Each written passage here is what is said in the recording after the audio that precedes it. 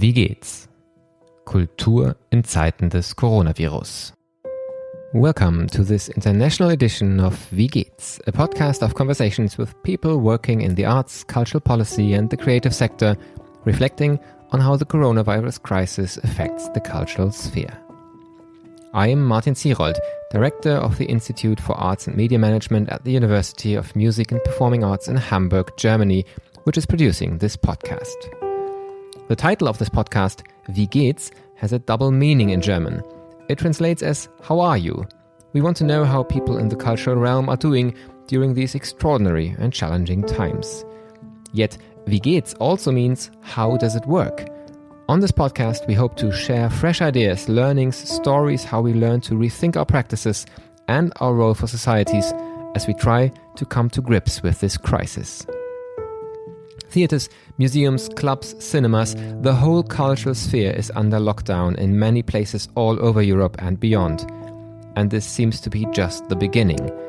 The economic and financial crisis, which surely is going to follow the current public health crisis, will be no less dangerous to the arts. So we have to protect them and their role for a thriving, open, liberal and livable society. But is the role for society actually this good? Culture is bad for you. That's the title of a recent book co-authored by my guest today, Orian Brook, together with Dave O'Brien and Mark Taylor. She shows how the cultural sphere has been a place of exclusion and discrimination at the intersections between race, class and gender for decades, and why it proves so difficult to overcome the mechanisms of exclusion. As most of our attention is focused on surviving the COVID crisis, we run the risk of ignoring other burning issues, which also need to be addressed urgently. My guest today, Orian Brook, is currently an AHRC Creative and Digital Economy Innovation Leadership Fellow at the University of Edinburgh. Her research focuses on social and spatial inequalities in the creative economy. She holds a doctorate from the University of St Andrews and has worked in marketing and audience research in the cultural sector prior to her academic career.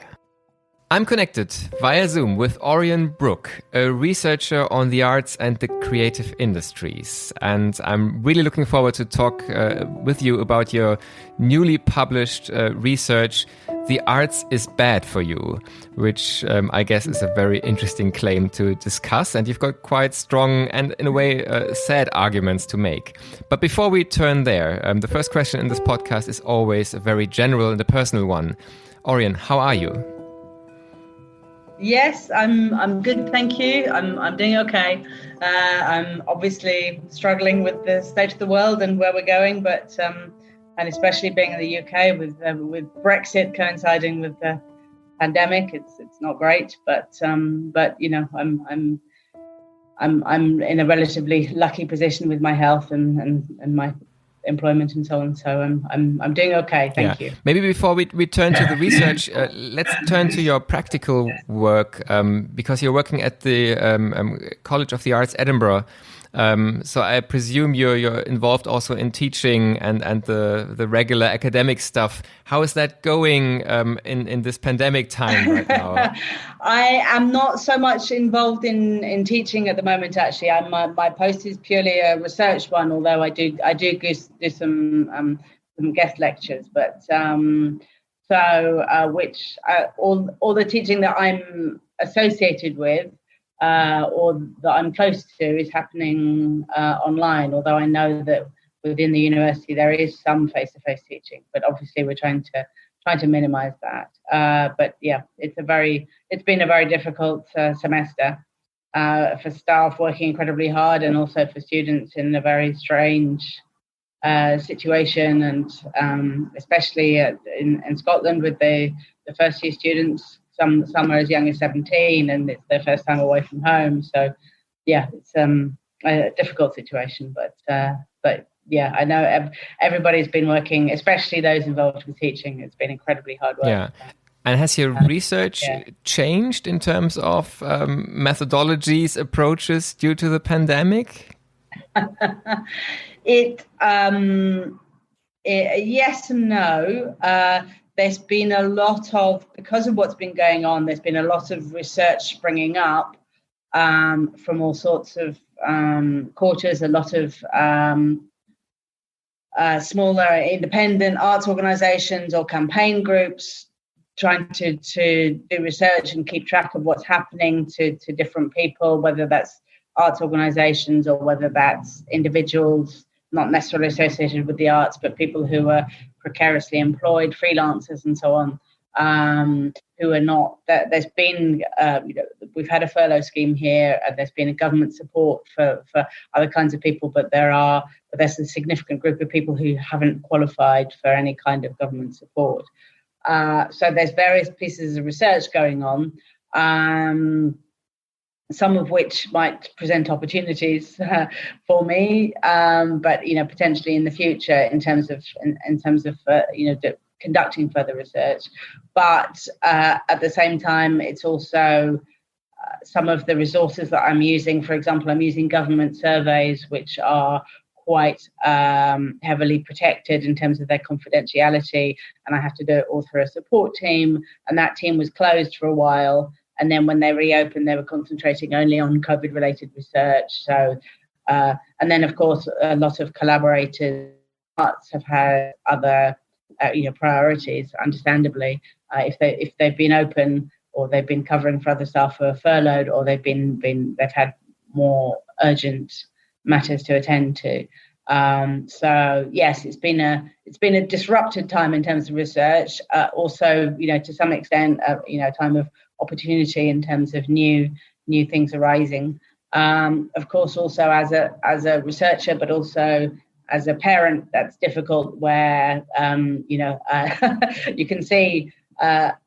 You can see new projects springing up, but with two children at home, there's no opportunity to really work on them. But there are people in worse situations, so you just have to take the rough with the smooth. Yeah. I think. But then obviously also the research is heavily affected by COVID, and in a way that also might bring us to your most recent publication.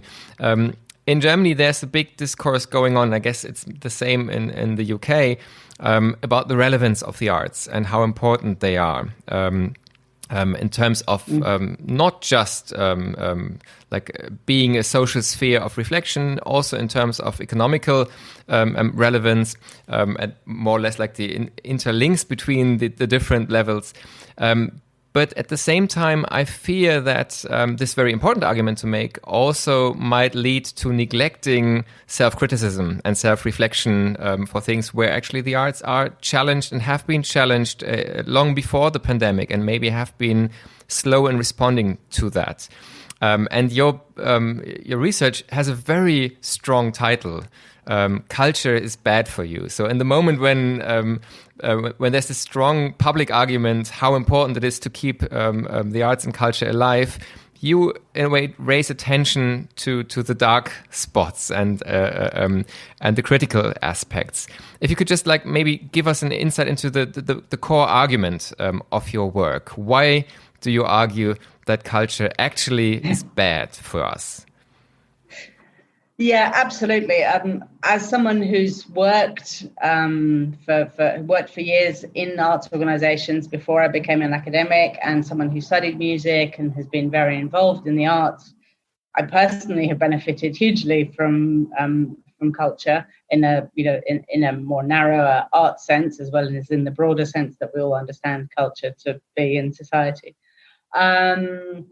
And we do, one of the first chapters in the book, after the introduction, is all about the ways in which culture is in fact good for you, and all the ways in which we don't focus too heavily on the economic argument, but obviously there is an economic argument to make. And even if you strip out some of the problems with the argument that's been made, whether or not they always have a robust foundation, still there is a contribution to the nighttime economy and to placemaking and all sorts of important factors. But we concentrate more in terms of how it's good for you, in terms of recent research in the UK, highlighting the cultural values. So thinking more about the sometimes intangible ways in which culture is good for you, beyond not excluding, but beyond the sort of aesthetic pleasure, the social good, the sort of intellectual stimulation, but also the stimulation of one of the interesting focuses for me and how it's good for you is this stimulation of empathy and understanding between individuals, putting they call it practicing sort of practicing empathy in terms of putting oneself in the position of the other in a work of fiction, say, for example, and imagining their perspective and yourself if they're in a difficult position, if they have a decision to make or something, imagining yourself in that situation and identifying with them. But this, I think, goes to the heart of the problem of why we argue culture is bad for you, because despite the fact that there is research, and we present it in the book, to show that people working in cultural occupations are very skew very progressive in terms of their attitudes. They're very supportive of diversity. They're supportive of the welfare state. They tend to be left wing. They tend to be liberal. They're very much. We found this quantitatively, but also in interviews. They very much want a broad diversity of people to work within the arts. And yet, when you look at the social backgrounds of people working in the arts, there are huge exclusions. So there's a lack of women in many occupations and in senior roles in almost all occupations. There's certainly a lack of people from non-white ethnic groups, people of colour, in racialized minorities, in many occupations again, and certainly in senior positions. And also the social class background, which obviously the UK is famously obsessed with, but in terms of the occupation of the parents that people grew up with, and whether they were in the more prestigious professional occupations like doctors and lawyers, or whether they were in intermediate occupations, more sort of technical occupations, say, or low-level managerial occupations, or whether they're in more traditional working class, manual work, cleaners, road sweepers, and so on, working class occupations. And what we found, what had already been shown, to be fair, is that this was that people from more privileged backgrounds were very substantially more likely to be in creative jobs than people from working class backgrounds. And what we do show for the first time in the book is that actually in the UK, this has been the case for many decades.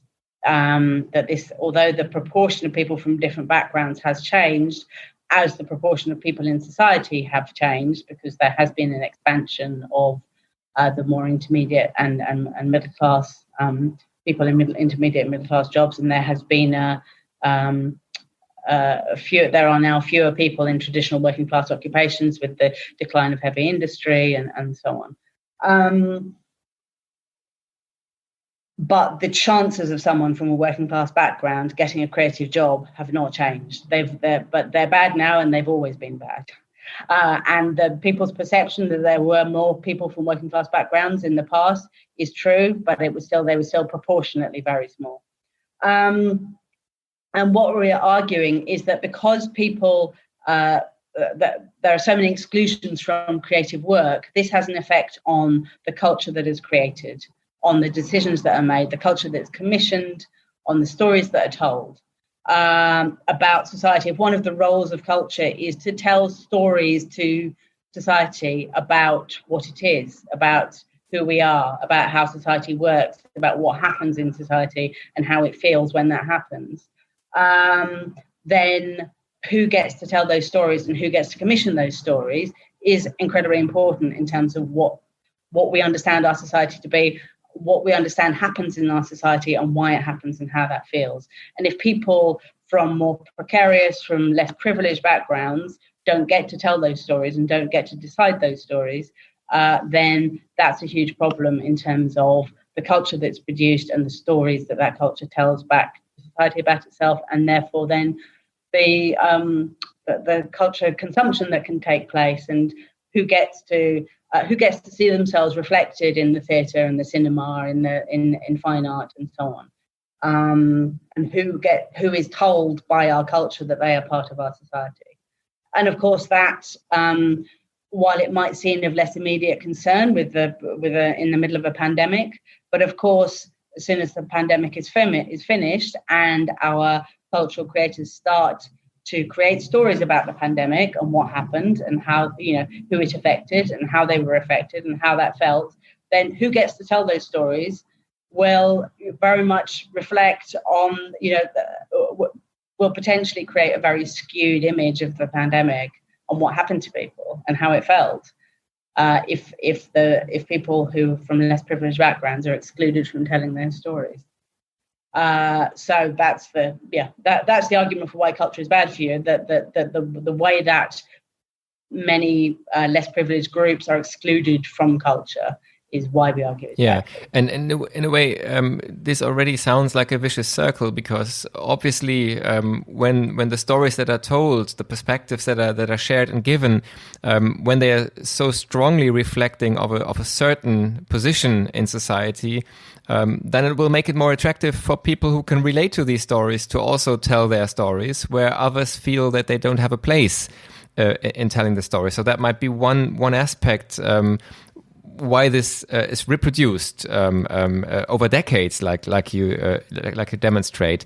Nevertheless, I always struggle with this tension that on the one hand, like you say, people can be so progressive in the values they deem themselves promoting, and they do promote in a way on a rhetorical level, and then be so embedded in a practice which is so excluding for many groups.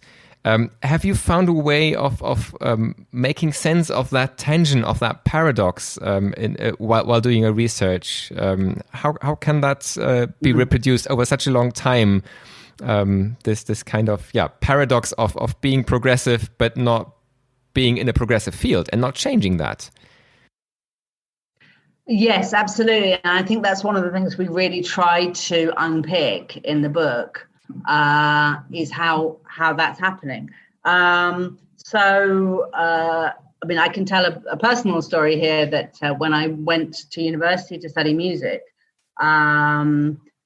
I realized, it really struck me for the first time that actually, that the people who study music are very, quite exclusively from very middle-class backgrounds, because, and that's not because only people from middle-class backgrounds have musical talent, but it's because in order to study music in this country, you need to have a certain level of achievement in instrumental playing, for example, which you can only achieve if you started having music lessons very early, at least by the age of 8, say. Some people may have started a little bit later, but you have to have had parents who had the money and the inclination to send you to music lessons every week. If you didn't have that, you can't study music, regardless of your level of talent. And again, that's something more research-based. There's been a lot of research in terms of looking at admissions to music schools and to art schools, for example, and looking at how people are judged to have talent or potential. And we found that, other people have found very often that in an interview situation, if they're looking at their portfolio or interviewing a student, that if people have the right frame of reference culturally, that they can talk about certain artists, certain movements, certain performers or composers or whatever the topic is, with confidence and authority, then they're seen as being intelligent and having artistic credentials and talent and potential, whereas in fact what they're displaying is a sign of a middle class upbringing, that they had that exposure when they were young, that they were taken to museums and they were taken to these places, and in fact that as I said, it's a sign of a middle class upbringing and not of an artistic inclination or talent. So that is one way in which it begins. part of the book is based on interviews that were carried out with about 237, I think, creative workers in all sorts of fields from different backgrounds, different stages of seniority. So one of the things we look at is there's a particular chapter about experiences of people who have been socially mobile. So people who grew up in less privileged families and then have gone on to be successful in the creative world. And in fact, within that chapter, the focus is on, we were very lucky that we had quite a number of interviews with socially mobile women of colour. So we could look at it quite intersectionally. And the sense of kind of hostility to their presence, that they really were not. There's this idea that Purwa discussed of the somatic norm, that they didn't fit the somatic norm of what it is to be an artist in terms of their skin colour, in terms of their background, and in terms of their gender. That artistic spaces are very coded in terms of being white and male and able-bodied.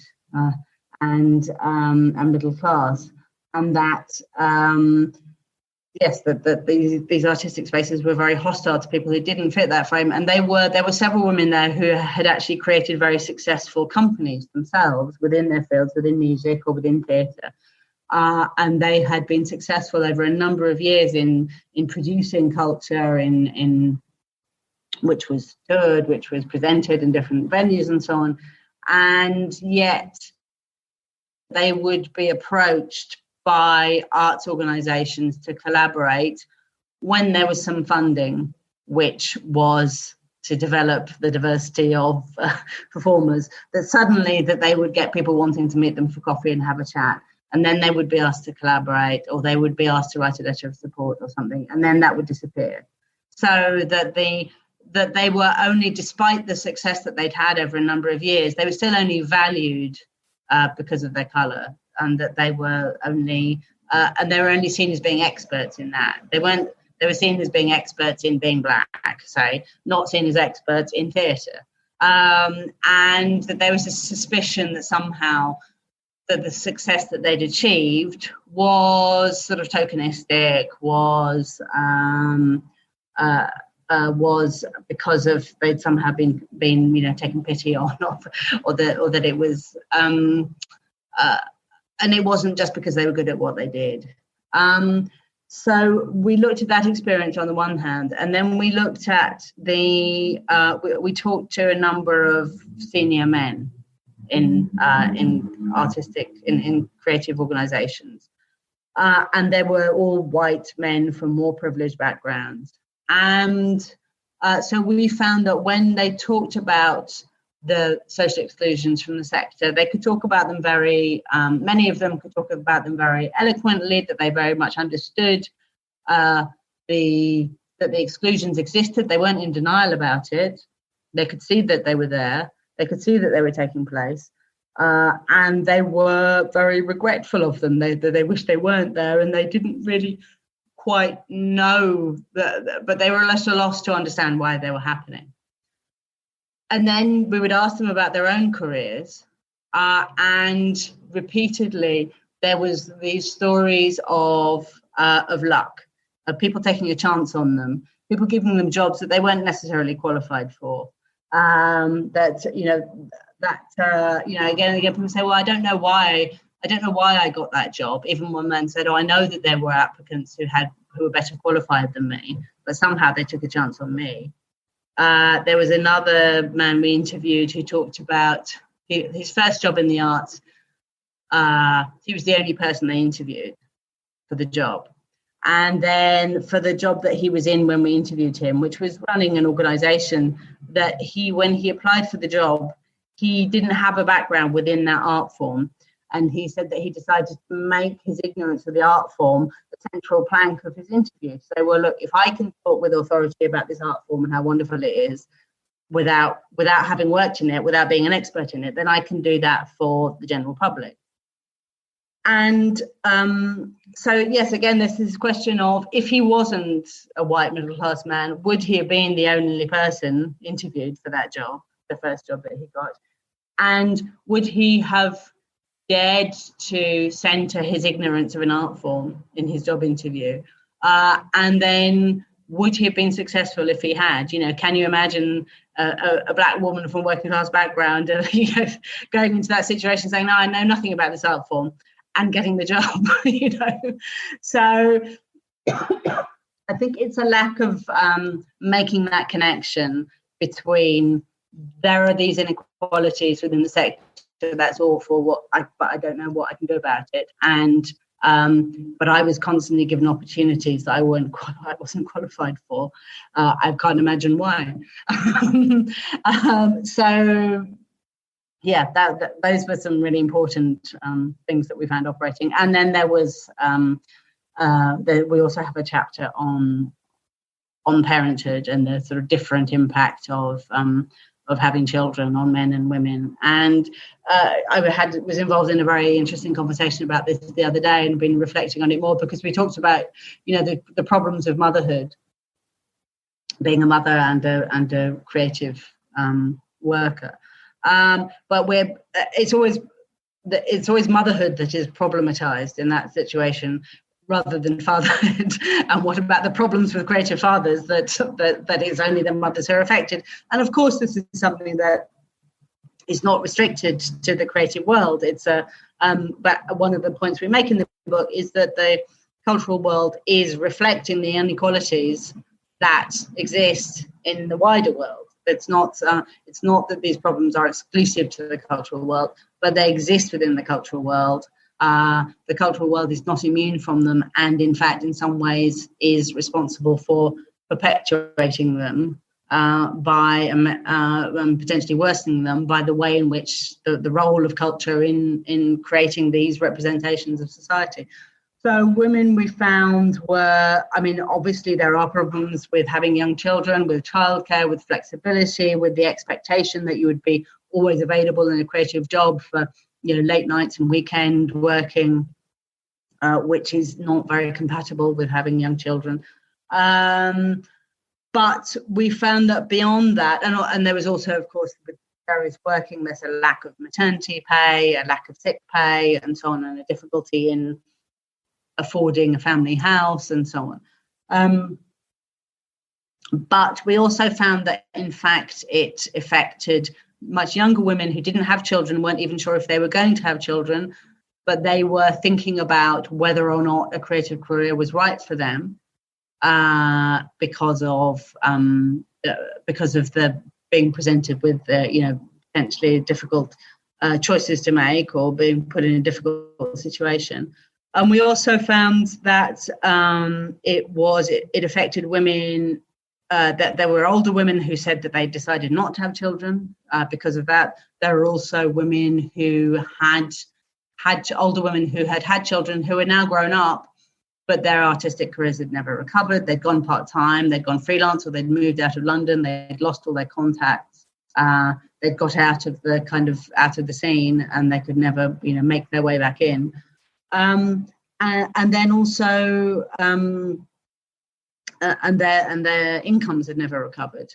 And also, ultimately, that we found that it also affected how women were valued and within cultural work, that they were treated as sort of second class, because there was the suspicion that if they didn't actively currently have other responsibilities in terms of children, that they might get them, or that they were sort of sidelined, not given more responsibility and so on, because they were seen as just people who were maybe there temporarily, because then they might go and have and even we found that that actually the reverse was true for men, that actually men in creative jobs who had children were seen as more that their role as a father was sort of valued within the creative work, that scene made them a sort of more profound person, a more complete person, that they had a wider frame of reference, whereas for women they worked in the opposite direction. So yes, and it was very common that to find creative teams where there were a number of women who were single and had no children, and a number of men who were fathers but whose children were at home with their partners. So, but the women in the team were somehow looked down on as being lesser artists because they didn't have children and hadn't had that experience. So in a way, just like looking at these different dimensions and aspects, to me, has this two sides. On the one hand, I really think it's in a way even depressing to realize that a structure like that, structural inequality like that, persists over such a long time, and in a way, especially as it persists over such a long time, and in a way, what you describe, I think, as research is really new and really important, because you tackle these different dimensions and different levels and make them from something that people experience on an anecdotal level to something that really is presented as substantial research. At the same time, it's not surprising. It does relate to so many experiences of people. So it's not that it was unknown before. And yet it hasn't changed over such a long time. So that on the one hand can be really depressing. On the other hand, I find, to get an analysis of the structure like you provide also gives us a new chance to maybe change things and really succeed in stopping that reproduction of that system. So my first question maybe is, what's your own view? Do you consider yourself an optimist, a pessimist regarding these questions? Is that are these categories that I shouldn't ask you as an academic? How do you feel about your own research and those results looking at the art sphere? I think, given that, as we say,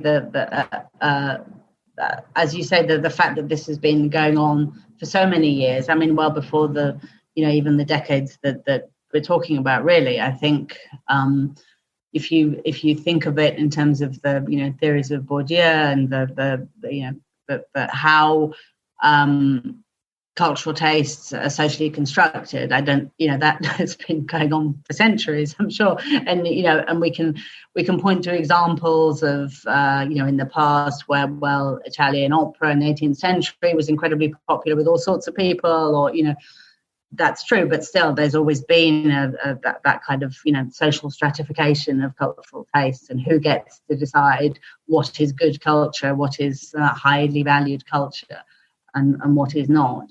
I think has been there for centuries.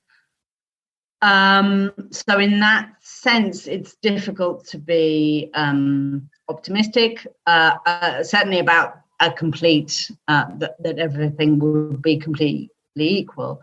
At the same time, I think that there is now a much, not only through our book, but I think there is now a much better understanding of some of these inequalities, about how they, a much greater acceptance that in fact they are real, that it's not, that the way things are is not a meritocracy, that people are not there, that it's not, the fact that people of the same background are in positions of authority. It's not because they deserve it, and that's not to criticize any individuals in those roles. But for example, there's the British actor Benedict Cumberbatch, who has been very successful, but he and a number of successful actors recently came from very privileged backgrounds and went to Eton, probably the most privileged school in the UK. None of this, I think, often it can be seen as a very personal attack on individuals, and I certainly don't feel it that way. I think that Benedict Cumberbatch and his friends who went to Eton I'm sure have worked extremely hard and are very talented. But the problem is the unequal distribution of luck, that there are other people who didn't have those backgrounds who also are very talented and also can work very hard, but are not afforded the same recognition. of their hard work and talent. So I think that there is a chance for change. I think that there is a chance for people to be more reflective. I think in the past, to some extent, where there was a recognition of a need for change, but there was also people wanted a kind of, tick box. People still want a tick box, a list of tasks that they can complete, and then they can feel they've done their job, rather than actually looking for change and changing the mindset of understanding how different people are valued within society and within culture. I think there is the potential for improvement. That doesn't mean that the problem will entirely go away, but I feel optimistic that some things will change, some things will improve somewhat. Yeah. Maybe to make this even more specific, and I completely can relate to your hesitance to give tick box lists, particularly because a lot of this is so context sensitive still. I mean, even if it's social structures on the one hand, every institution probably needs their own approach and needs their own set of questions and particularly their own answers. But nevertheless, if we try to towards the end of our conversation, give some recommendations or make a wish list. If you think about one of these artistic directors or high-level people in an arts organization, which are presumably will be white men, middle-aged or senior than that, from a privileged background, and they're telling these stories of how lucky they were. Is there something you would ask them to change or to do, or a hope or a wish you would have, how they could make a difference in their organization? I think to some extent we can give a list of things that don't work. That you shouldn't do. So, for example, I think there is a much broader recognition now that unpaid internships are a bad thing, and understanding that only people from richer backgrounds can afford to work for a long time for free in order to get into an industry, and that is discriminatory in terms of people who don't have those resources. I think one thing that does come out of the book, I'm not saying it's something new that no one else has thought of, but is how a lot of these, the things that people might have done in order to try to diversify their workforce or introduce diversity it's seen as a skills gap. It's seen as a lack of training. Or that only if only these people of colour and these women and people from working class backgrounds, if we offer them a training course, or we offer them like a low-level apprenticeship scheme or a 1-year temporary job at the bottom of the organisation, so that they can come in and get some skills and get some contacts and see how things work, and then that'll fix it. But what tends to happen is that people come in at a very low level, have no influence in the organisation, and then leave, and the organisation remains untouched, undiversified, and very often, in fact, again, talking to more senior women of colour in particular, but that they talked about how very often the problem of the lack of diversity in the sector was the remedy was seen to offer a training course. And they were saying, look, I'm in my 50s. I've been working in the sector for decades. I'm a very successful person. I don't need a training course or an internship or an apprenticeship. I need recognition for the work that I've done. So, that's not to say that these kinds of ways in can't be helpful in some circumstances, but I think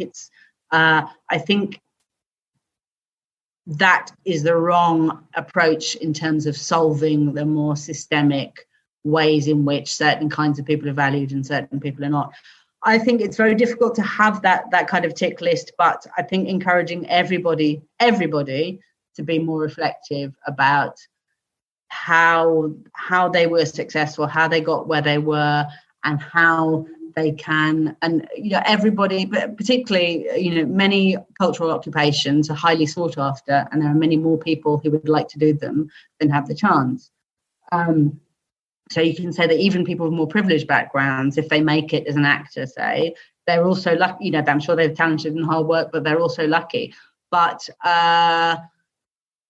so they think, oh, I worked very hard and I got luck, and I was lucky. But they have to think about how we all have to think about how other people might get lucky, and how we can, if we have that opportunity, if we have that authority, that power, that commissioning power, whatever, how we can spread the luck. I think how we can give opportunities and recognize talent and potential in people who don't look like us and don't sound like us.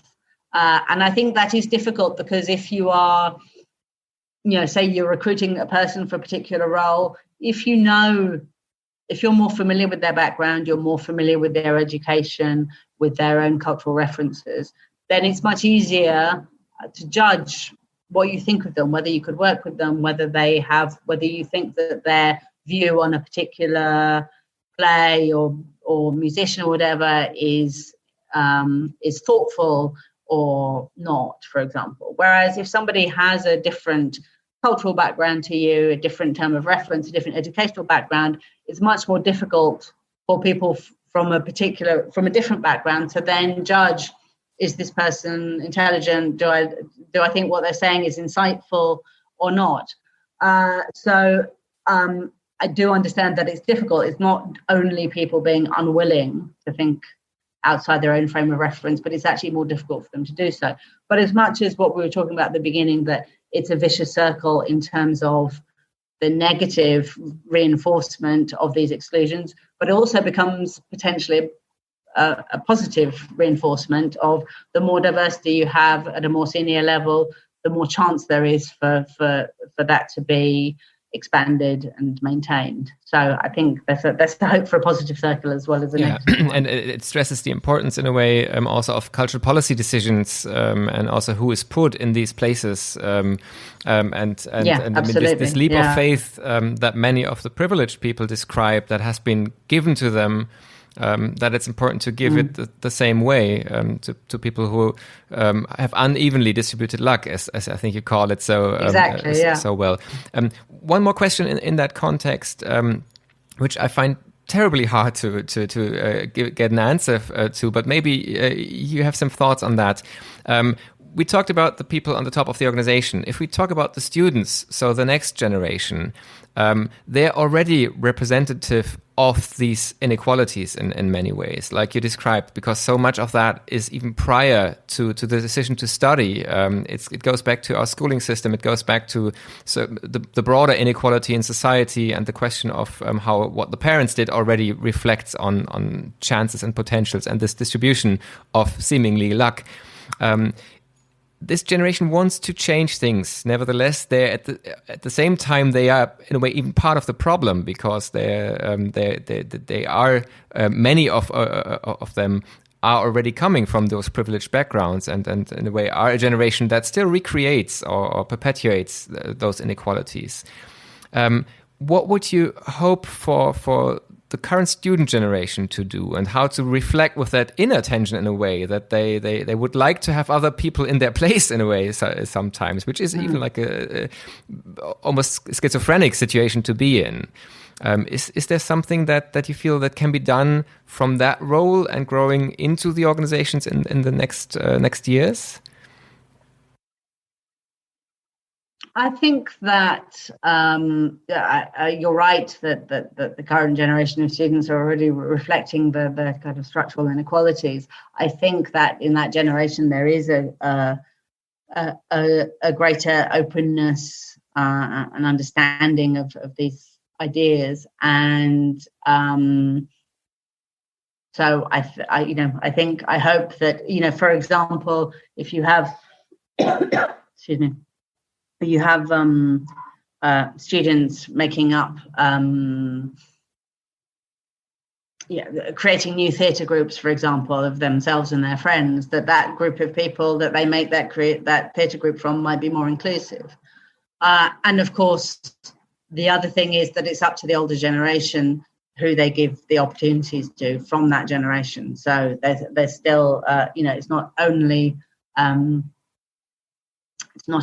up to that generation to shape what happens next. It's the people who currently have the authority have the chance to shape what happens next in terms of who they give opportunities to. So I don't think it's fair on that youngest generation now to put all the responsibility on them but I think that there is more awareness amongst that generation, and so I hope that they will continue to be a catalyst for change. Yeah.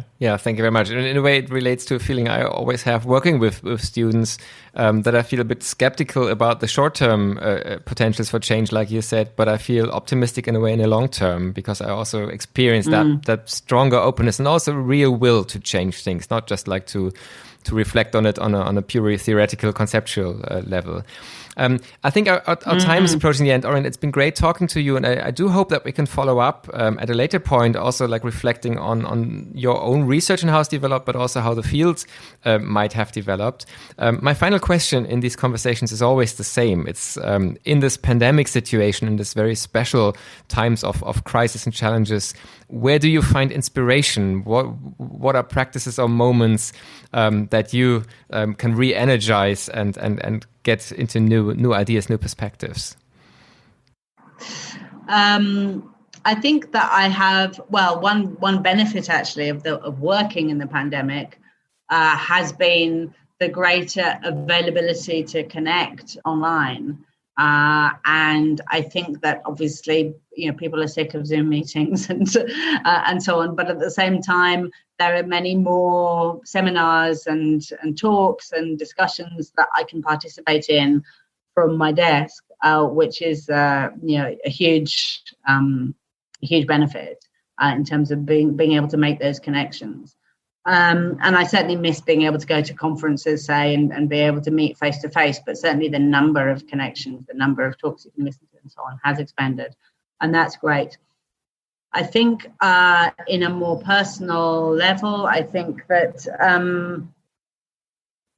it is interesting and reassuring, I guess, that the way in which in some ways our world has shrunk, not being able to travel. I live hundreds of miles from my family, and my partner lives thousands of miles from her family, and we can't travel, we can't, as we would like to do, we can't see family members and so on, we can't socialize in the way we'd like to do, and a lot of the things that we might, going shopping or going to, taking the children out for activities, are replaced with, going for a walk in the woods, playing with the dog, and so on. But actually how,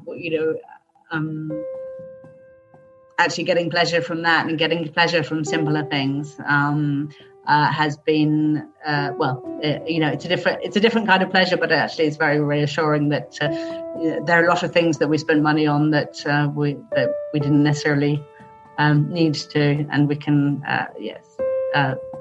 going for walks with the children, seeing them learn to ride their bikes, or and so on is very it does the soul good, as a friend of mine says. Thank you very much, Orian Brook. Orian, thanks a lot for taking the time to talk to me, to report from your research and reflect on the current state and what could be changed, how it could be changed. It was a pleasure talking to you. Thanks. Thank you very much. It was my pleasure. This was the 64th edition of our podcast, Wie geht's? The Cultural Sphere during the coronavirus crisis. We will continue to produce English editions. These and all previous editions in English can be easily accessed through the website covid-culture.com. I'm looking forward to our next episodes. Take care. Bis bald. Passen Sie gut auf sich auf.